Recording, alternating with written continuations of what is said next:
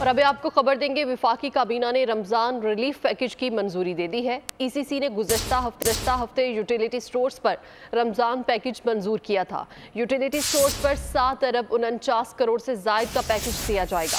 Ramzan relief package का इतलाक 4 मार्च से होगा, जबकि ज़राए के मुताबिक टारगेटेड सब्सिडी के जरिए 19 बुनियादी अशिया पर रियायत भी दी जाएगी। इसी मुतालिक मज़ीद तफसीलात जान लेते हैं। हमें ज्वाइन किया है नुमाइंदा बोल न्यूज़ फ़ाहद चौधरी ने। फ़ाहद चौधरी, विफाकी काबीना की जानिब से रमज़ान रिलीफ पैकेज की मंजूरी दे दी गई है, मज़ीद क्या अपडेट्स आपके पास?